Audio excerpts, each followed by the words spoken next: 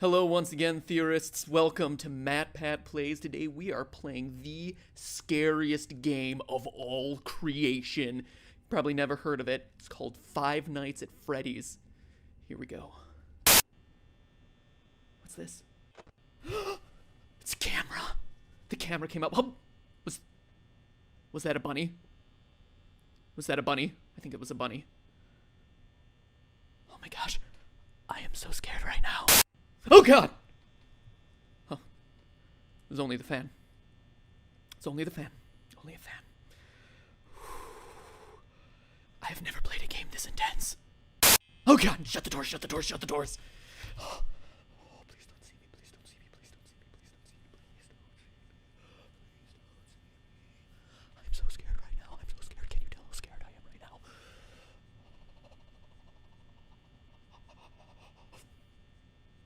Okay, we're good. Oh! Just the fan. Just the fan. I don't know about you, but every time the camera makes the sound to come up, I pee a little bit in my pants. What? That's it? That's it? It's a jump scare? It's a little bunny rabbit jump scare. Really? Really? Alright. I mean, oh god, it's so terrifying. Oh, there's the bunny rabbit, shut my door. Man, this is truly compelling gameplay. Oh my gosh, guys, I'm almost out of power. 11% and it's 5 a.m. I don't know if I'm gonna make it. Oh, please don't get me, Freddy. Please don't get me, Freddy.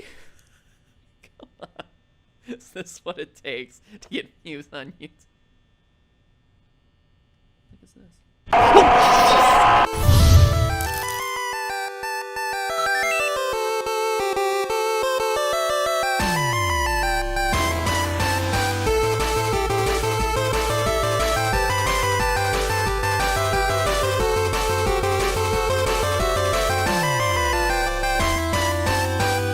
Hello, Internet! Welcome to Game Theory, where fear is our middle name. Matthew Fear Patrick. It's a very strange name. Okay, I'll admit it, I didn't give Five Nights at Freddy's enough credit when it first came out. A few jump scares from creatures that, aren't that scary. People overreacting to it on YouTube. Meh, pass. But then when I asked you about it, you showed overwhelming support for an episode on the game on Twitter, so I began to dig a little deeper.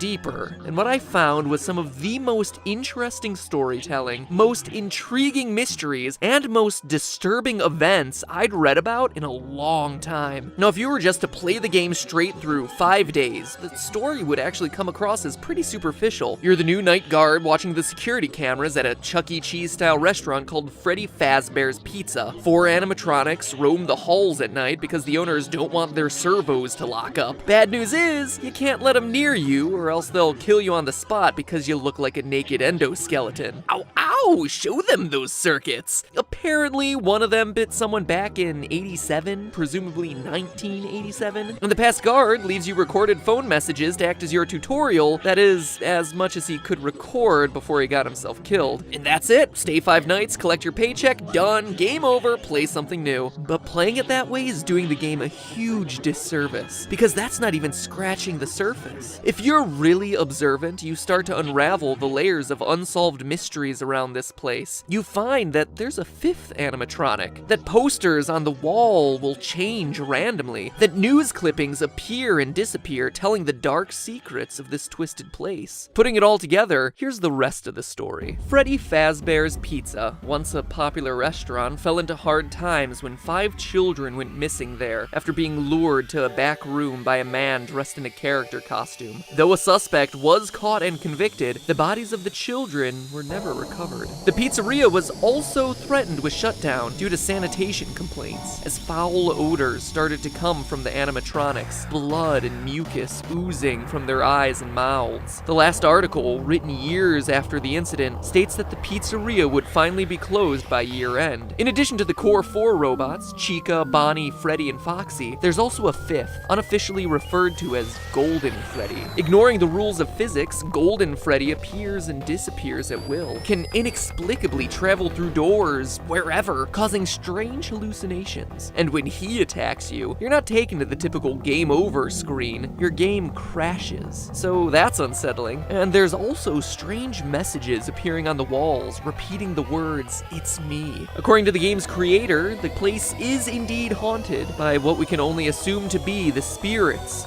of the 5 lost children. So that's the gist of it. Murder, missing children, foul odors, killer robots, and pizza. But that story leaves a lot of lingering questions. Who is your character? How's he fit in? Why does he stay for 5 nights when he's very clearly confronting the possibility of death? What more can we know about this terrifying Golden Freddy? And most importantly, what is the complete story behind Five Nights at Freddy's? They're all good questions about a delightfully incomplete and mysterious story with just enough threads to keep you theorizing. So now, if you'll indulge me, let me reciprocate that story with one of my own. I think you'll find it interesting.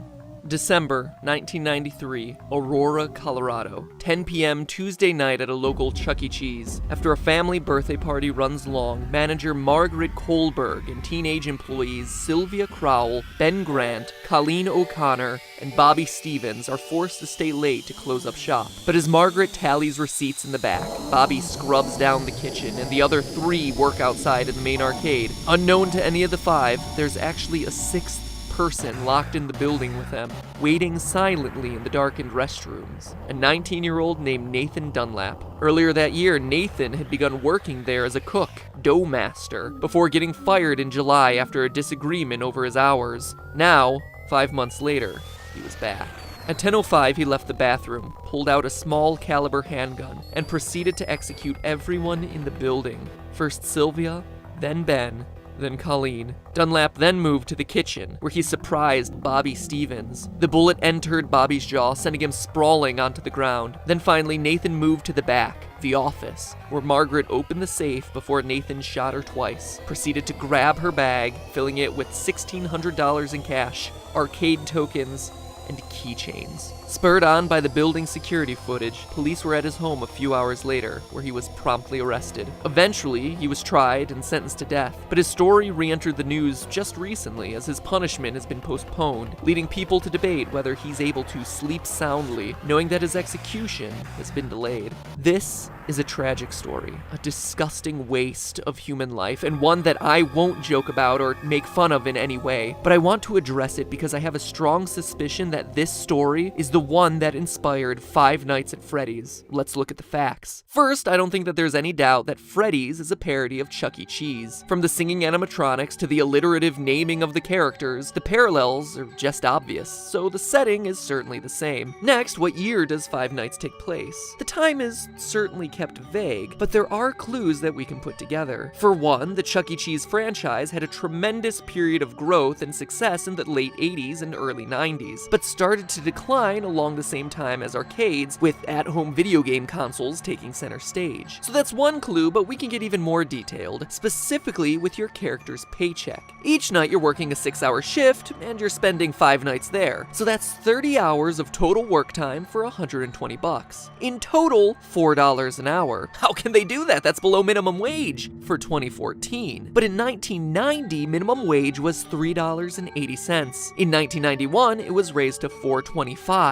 And by 1996, you were looking at about $5 an hour. So the game seems to take place between 1991 and 1996. The Nathan Dunlap story took place in 1993. But let's move on to the most important comparison, the victims. In the game, there were 5 child victims. In the real-life story, there were also 5 victims. But we can get even more specific. Online theories about the game always tend to draw a parallel between the number of kids missing to the number of animatronics, saying that the children children's bodies were stuffed in the various suits. And this appears to be true. Bonnie and Chica both have moans and raspy breath sound effects, as though someone's trying to cling to the last threads of their lives stuffed inside the costumes. And other sounds made by the animatronics are just slowed down versions of children's laughs and screams. Additionally, as the news clipping mentions, the suits ooze blood and mucus and begin to stink like decaying bodies or reanimated corpses. So 5 victims, 5 suits, seems like a slam dunk, but nowhere does it say that all 5 were murdered, only that they went missing and couldn't be found. Also, the trouble a lot of people have with this theory is Golden Freddy. Why is that guy so limp and lifeless? So unlike the others. It's weird, until you go back to the real life story. Yes, there were 5 people shot that night in Chuck E. Cheese, which matches the 5 victims in Freddy's story, but of those, 1 survived.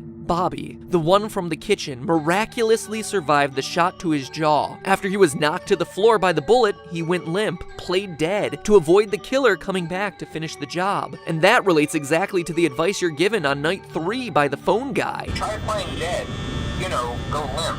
Again, let me reiterate that I'm not trying to make light of the real-life events by comparing them to bear costumes and animatronics, but I do want to point out that these similarities do exist. And what else is limp and appears to be a lifeless, empty suit in the game? Golden Freddy. Surviving the attack, Bobby was able to go to trial and be a damning piece of evidence in the case against Nathan Dunlap, ultimately leading to his death sentence. Which animatronic surprises you by appearing randomly? The one you don't expect and has no clear pattern?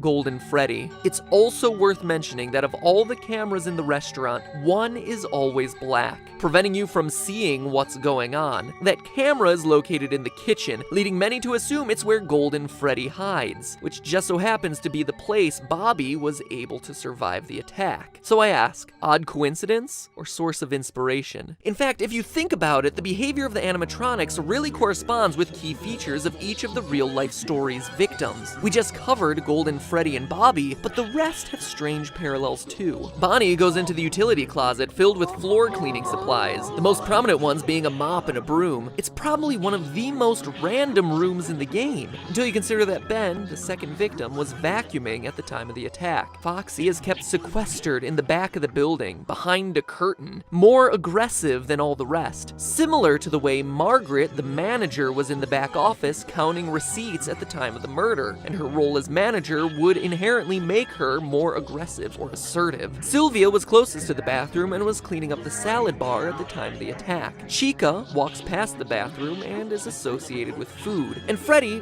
well, he doesn't have that strong of a parallel with Colleen, but he does appear in the girls' restroom. Odd for what we would assume to be a male animatronic. Maybe it's a reference to Colleen being a girl, or a nod to Nathan's plan of hiding in the bathroom until he was ready to attack. Alright, after doing all the research, reading every fan theory in existence, and putting all the clues together, what can this mean for the story of the game? I think the game is an allegory for that night back in 1993. Here's my final interpretation. You, Mike Schmidt, are the murderer, former employee of Freddy's Pizzeria. Like Nathan in the real story, you were fired for the reasons stated in the Day 7 pink slip: tampering with the animatronics, being unprofessional, odor. Maybe it was your tampering with the robots that caused the infamous bite of 87. Regardless, like Nathan, you were mad and wanted to get even. So you lured children to the back using a costume, killed them, stuffed their bodies into the animatronic suits, hoping to get the place shut down, then left. Notice that the newspaper clippings never say it's an employee of the company luring the children away, but we know it must have been someone with access and knowledge of the employees-only section of the building. And as the newspaper clippings clearly show, just like Nathan, you were caught almost immediately, captured on the security footage. You were arrested, tried, and convicted, forced now to live on death row. The Freddy's Pizzeria you work in now are just the nightmares that haunt you, taunting you every night with the phrase, "It's me, it's me." It is you. You are the killer. The nightmare is also why everything is so surreal. Posters switching at random, heads on the animatronics glitching, Golden Freddy appearing and disappearing at will, taunting you as the one that got away. It's also why you're only at the pizzeria from midnight to 6 a.m. every night. It's a nightmare. It's in your sleep. It's a place you created, a restaurant long closed as evidenced by the spider webs, and overrun with angry spirits out for revenge on you and branding you alone as the one who took their lives, as evidenced by them completely ignoring the naked endoskeleton elsewhere in the building. It's also a place you can't escape from, why you find yourself back there night after night, even after you complete your 5 nights. See you back next week, the ending text goes. You're unable to leave this terror, the threat of death, the guilt, because it never ends. And in a delightfully ironic twist, your personal hell forces you to supervise the exact same security footage that led to your capture in the first place. But hey, that's just a theory. A game theory. Sweet dreams.